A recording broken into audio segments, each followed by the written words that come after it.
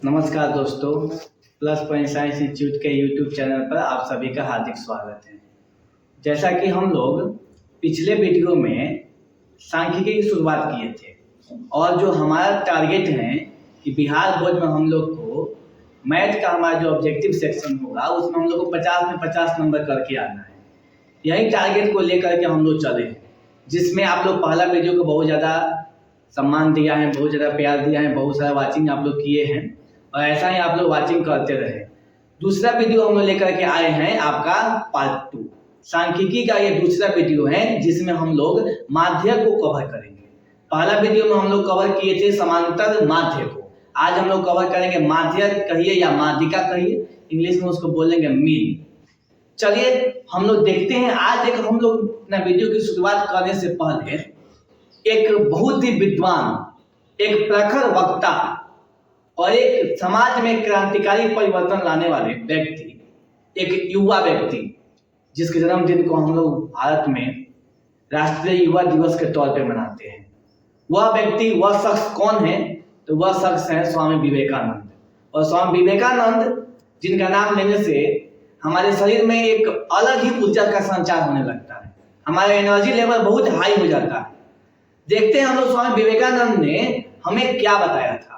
स्वामी विवेकानंद ने हमारे लिए क्या बोला था? उन्होंने तो बहुत सारी बातें बोली युवाओं को जागृत करने के लिए, युवाओं को अपना समाज में योगदान देने के लिए। बहुत सारी बातों को स्वामी विवेकानंद के द्वारा बताया गया है। आइए आज हम उनका एक वाक्य के साथ में अपने वीडियो की शुरुआत करेंगे। देखिए, स्वामी विवेकानंद जिनके हमने आपको परिचय दिया कि इन्हीं के जन्मदिन को हम लोग राष्ट्रीय युवा दिवस के तौर पे मनाते हैं, जो 12 जनवरी को मनाया जाता है हमारे देश में। और यह एक ऐसा प्रखर वक्ता है जिनका लोहा पूरा संसार मानता है। उन्हीं के एक आपका वाक्य है जिस वाक्य से हम लोग अपना वीडियो की शुरुआत करेंगे। देखिए उन्होंने क्या बोला। उन्होंने हमें बताया कि जो कुछ भी तुमको कमजोर बनाता है, जैसे हम लोग को कमजोर बनाने वाला कौन है?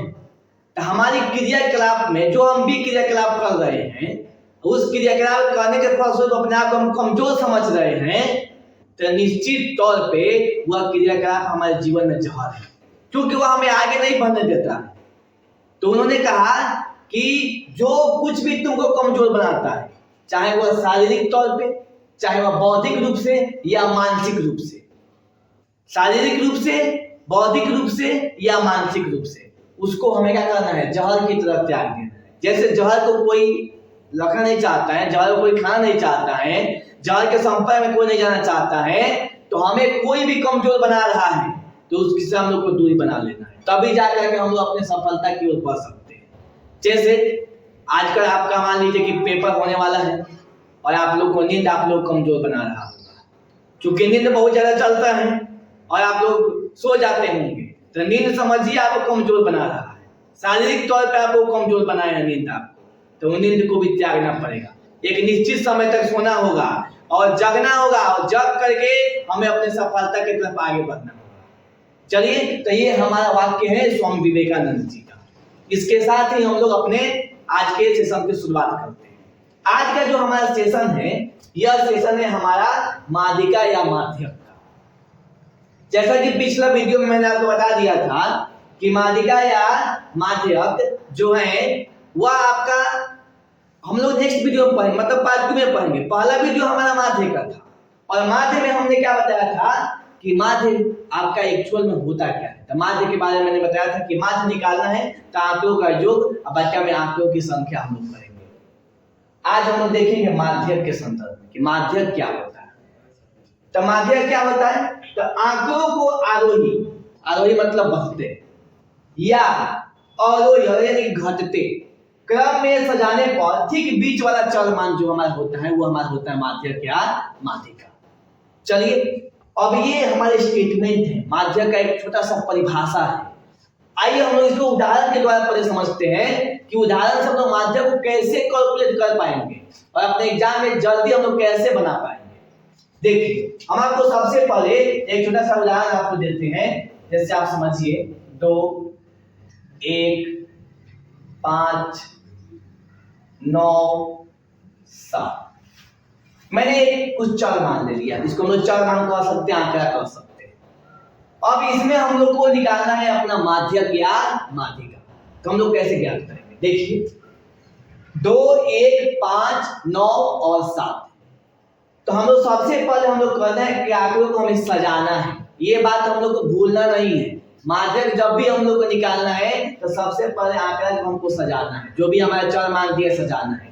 या तो उसको बढ़ते क्रम में सजाएंगे या तो उसको घटते क्रम में। बढ़ते क्रम को हम लोग आरोही क्रम कहते हैं, एसेंडिंग ऑर्डर अंग्रेजी में कहेंगे, और घटते क्रम को अवरोही क्रम का, जिसको हम डिसेंडिंग ऑर्डर कहते हैं। आइए हम इसको सजाते हैं। जब आंकड़ा को हम सजा देंगे तो बढ़ते क्रम में सजाएंगे तो सबसे छोटा को पहले रखेंगे, उसके बाद उससे बड़ा को, फिर उसके बाद उससे बड़ा। इस तरीके से अपने आंकड़ा को सजाएंगे।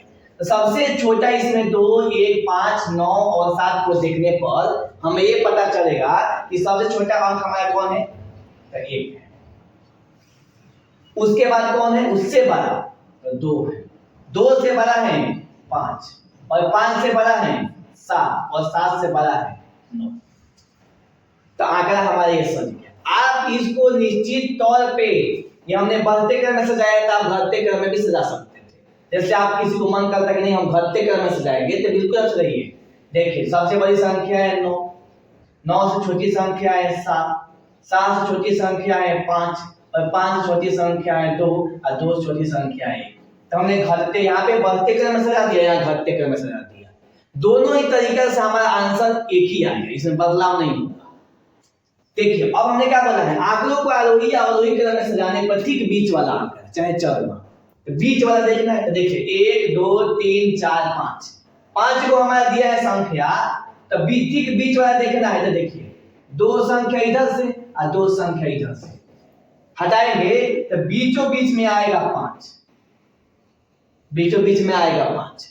अब यहाँ भी आप देख सकते हैं, इधर से भी 2 अंक हटा देंगे, इधर से भी 2 आपका संख्या हटा देंगे, दोनों को संख्या इधर साइड कर देंगे तो एक बीच में बचेगा, एक बीच में क्या बचेगा 5, और जो बीच में आएगा वही हमारा होगा माध्यक। कहने का मतलब है कि 2, 1, 5, 9 और 7 का माध्यक क्या होगा? इसका माध्यक होगा 5।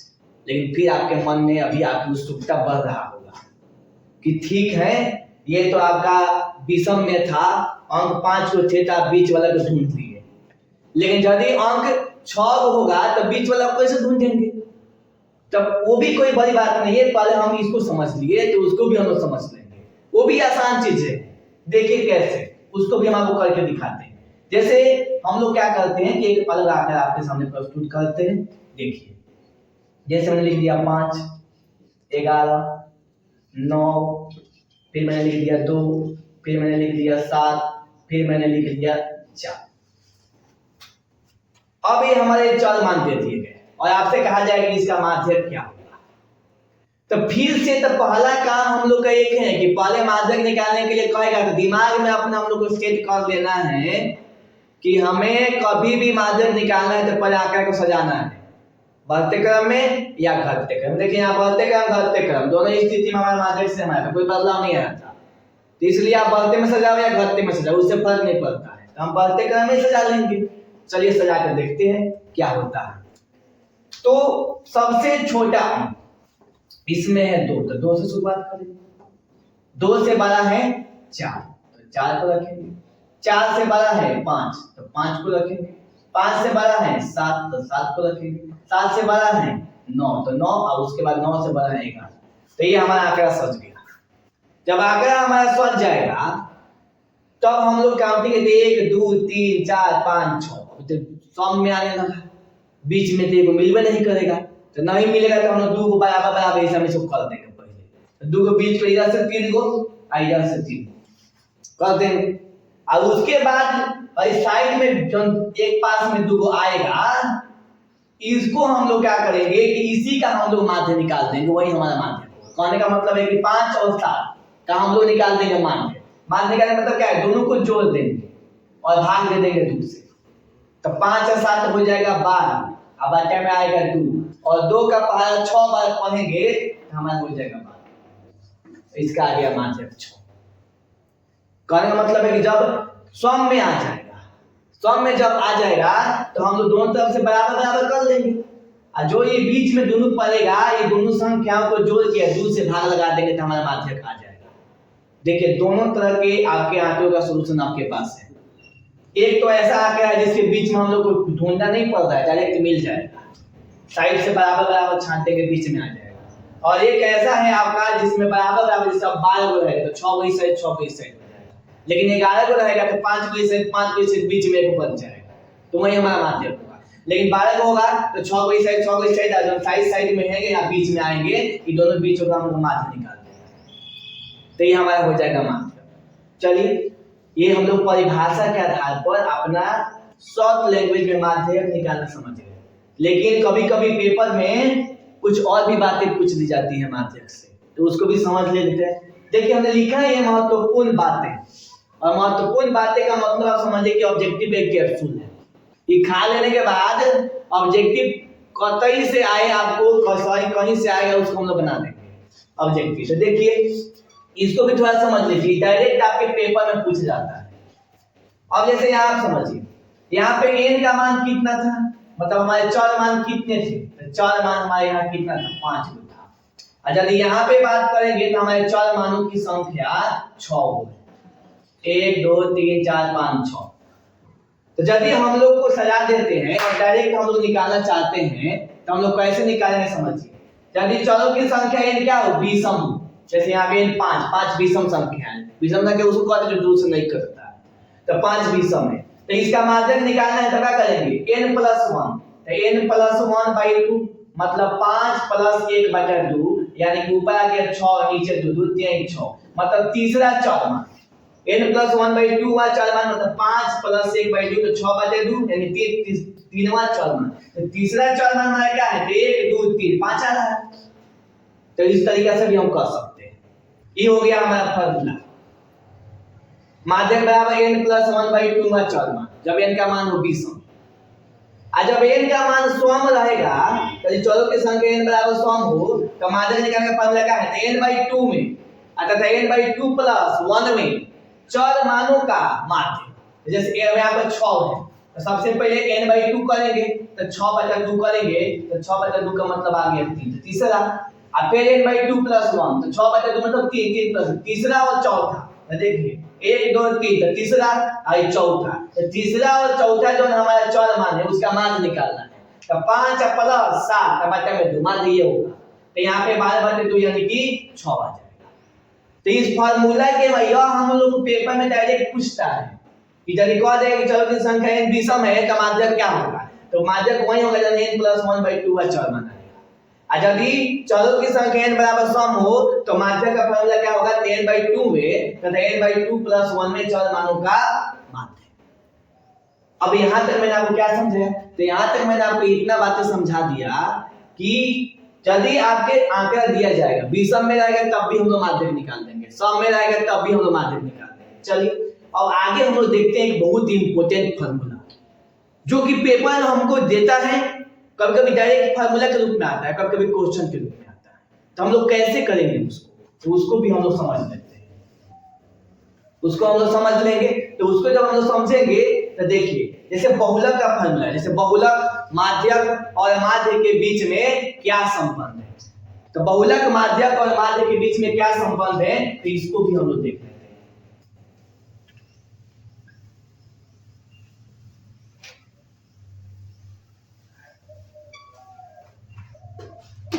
देखिए बहुलक माध्यक और माध्य के बीच में क्या संबंध बनता है, इसको हम लोग देखते हैं।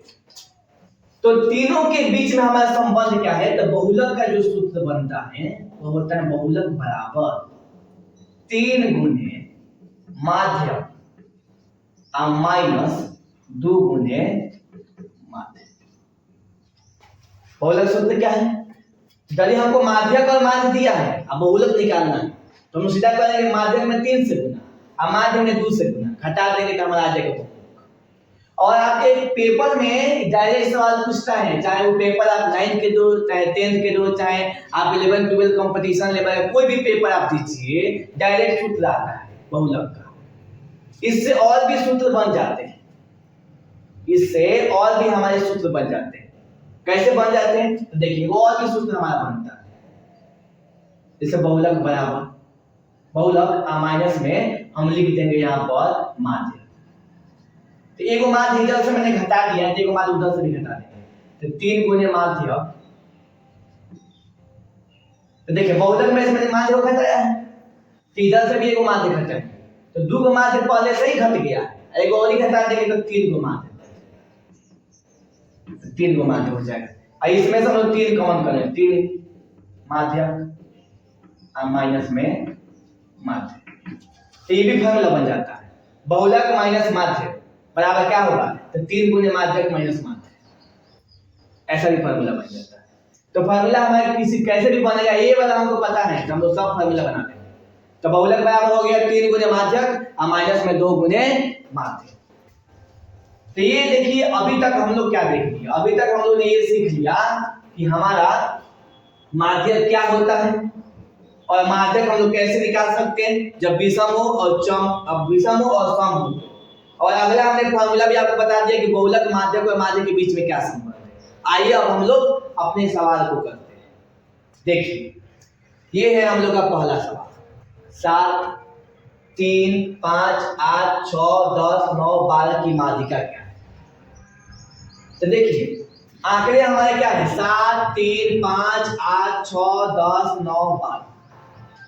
तो सबसे पहले माध्यिका निकालते समय इस बात का ध्यान देना है कि हम लोग को सजाना है आरोही अवरोही क्रम। ये नहीं कि हम लोग माध्यक जानते हैं कि बीच वाला होता है और तुरंत हम लोग गिनेंगे 1, 2, 3, 4, 5, 6, 7, 8 वो है 4 इधर से खींच देंगे, 4 इधर से 8, 6, 14, 14 में 2 से भाग लगाएंगे 7, 7 से ऐसे मार देंगे, वो ऑप्शन में रहेगा। जो आप सोच रहे हैं वो भी ऑप्शन में प्रेजेंट है। जैसे देखिए 7, 3, 5, 8, 6, 10, 9, 12, ये हम लोग पहला सवाल, इसका माध्यक नहीं निकालना।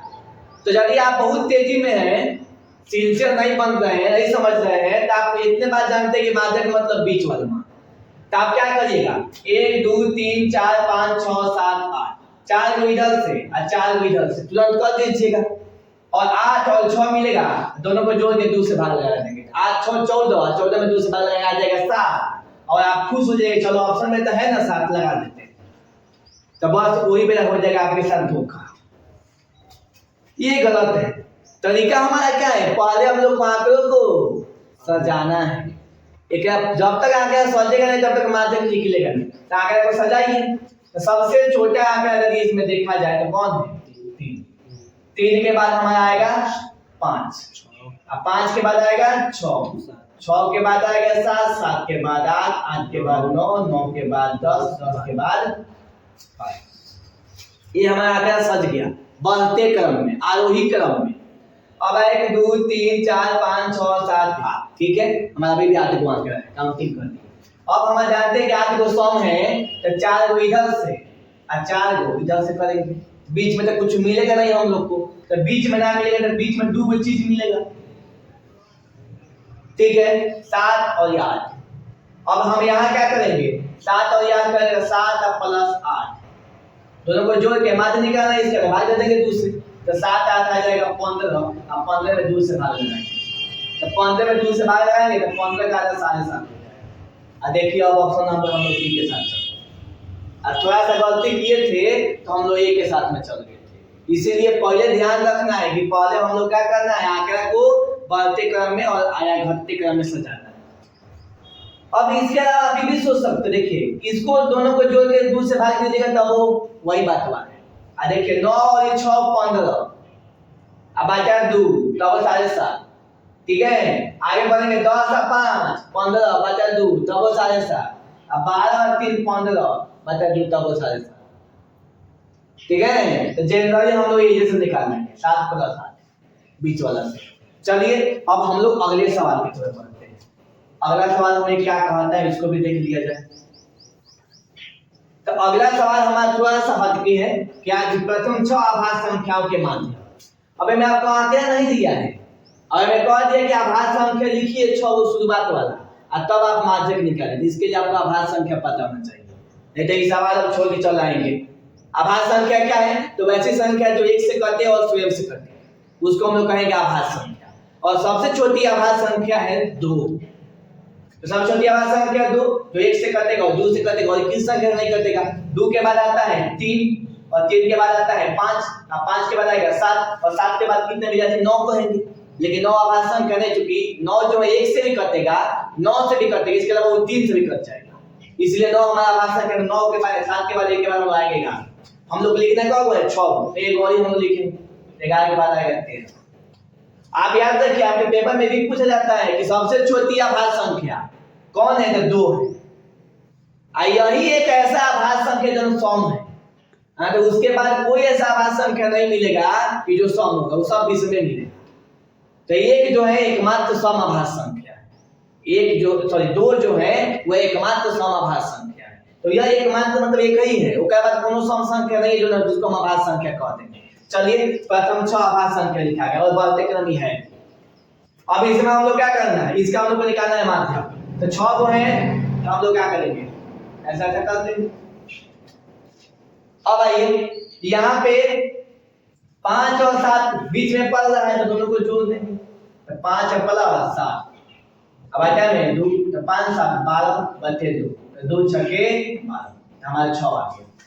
इसका माध्यक जो हमारा बनेगा वो हमारा बनेगा 6, ऑप्शन नंबर सी के साथ। ठीक है, अब हम लोग जब आगे बढ़ेंगे तो तीसरा हमारा सवाल क्या है? तीसरा सवाल में डिफिनेशन पूछा गया है। यदि चरों को आरोही या अवरोही क्रम में रखने पर बीच वाला चर मान कहलाएगा। यदि आप चर को आरोही या अवरोही क्रम में सजा देते हैं तो बीच वाला चर मान क्या कहलाता है? माध्यक कहलाता है या माध्यिका कहलाता है।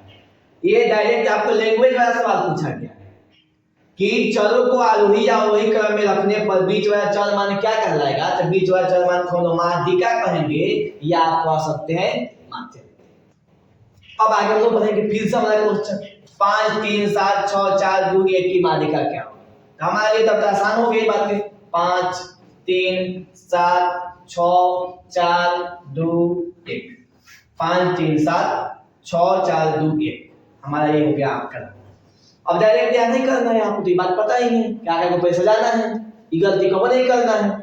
तो ये हमारा सबसे पहले आगे सजाएंगे तो हमारा आएगा 1 के बाद आएगा 2 के बाद 3, 1 लिख लिए, 2 लिख लिए, 3 लिख लिए, उसके बाद लिखेंगे 4, 5, उसके बाद लिखेंगे 5, और उसके बाद लिखेंगे 6, उसके बाद लिखेंगे 7, 5 6 7। अच्छी बात है, लाइन से लिखा गया 1 2 3 4 5 6 7। अब इसमें हम लोग ठीक बीच वाला चाहिए, तो 3 को इधर से और 3 को इधर से हट गया, तो बीच में आ गया 4, बीच में आ गया 4, तो बीच में 4 आ गया, इसलिए हमारा माध्यिका का आंसर क्या हो जाएगा? 4 हो जाएगा। अब जैसे अगला आकार हमारा क्या है? तो अगला आकार देख सकते हैं 2 6 5 4 3 1 दिया है, 2 6 5 4 3 1। इसको भी सजा लीजिए, ये भी लाइन से बन जाएगा। जैसे पहले 1 लिखेंगे, 1 हो गया, अब 2 लिखेंगे, 2 भी हो गया, अब 3 लिखेंगे, फिर 4 लिखेंगे, फिर 5 लिखेंगे और फिर 6 लिखेंगे। ये भी सज गया। अब सज गया तो में सम में है, तो सम में है इधर से 3 को, इधर से 3 को, अब बीच में कौन पड़ रहा है? 3 और 4, तो 3 और 4 को जोड़ देंगे तो आएगा 7, और में 2 से भाग लगाना था, 7 का 3.5 हो जाएगा, 3.5। और देखिए बी नंबर ऑप्शन में 3.5 है भी। और यदि वैसे करिएगा तो गलत हो जाएगा आंसर। जैसे आप देखिए हमारे आंसर में दोनों तरह के रहता है, एगो तेजी वाला आंसर रहता है और एगो हमारा धीरा काम कर, मतलब सही आंसर भी जाएगा, गलत आंसर भी जाएगा। तो तेजी वाला यदि जो लोग होंगे तो उनका भी आंसर में दिया है, आप देख सकते हैं। जब तेजी में आएंगे तो हम ना सजाएंगे, ना सजाएंगे तो 3 को से 3 को से आप 5 और 4 को ले लीजिएगा। अब 5 4 के लीजिएगा तो 9 9 का 4.5 देखिए ऑप्शन नंबर डी में है, तो आप खुश हो जाइएगा। लेकिन खुश होना नहीं है, कोई जरूरत नहीं कि हमेशा जो खुशी होती है वो सही ही है, कभी कभी खुशी गलती भी आ जाती है, इसीलिए हम लोग पहले सजा के सब काम करना है। चलिए अब आगे हम लोग बढ़ते हैं।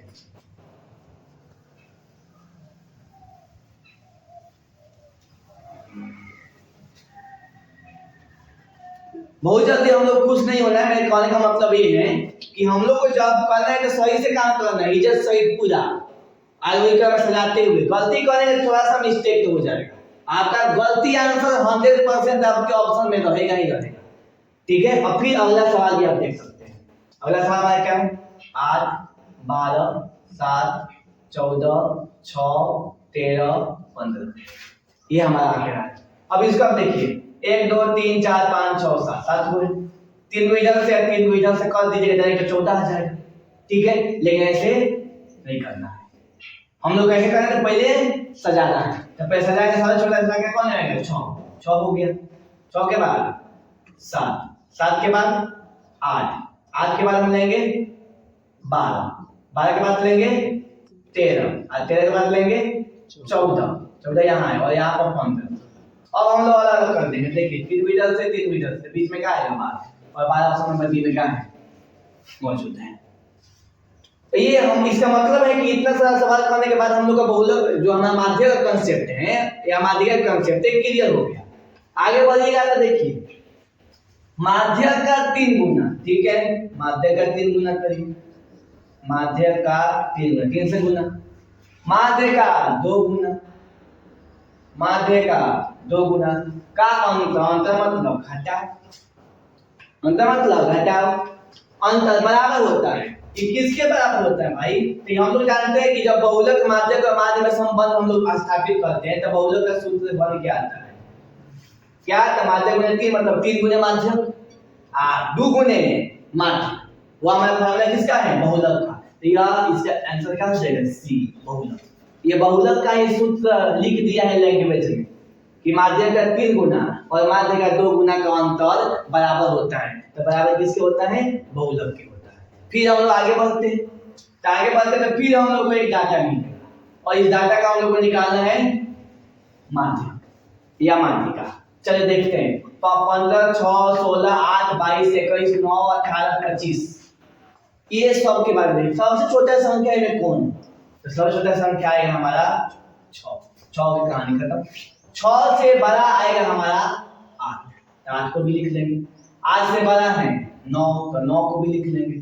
अब 9 से बड़ा हम इसमें ढूंढने आएंगे तो 9 से बड़ा तो कौन मिलेगा 15 15 को भी लिख लेंगे। उसके बाद आएगा 16 16 के बाद हम लोग बढ़ेंगे तो मिलेगा 18 18 के बाद हम लोग बढ़ेंगे 21 और 21 के बाद आगे बढ़ेंगे तो 22 22 के आगे बढ़ेंगे तो 25।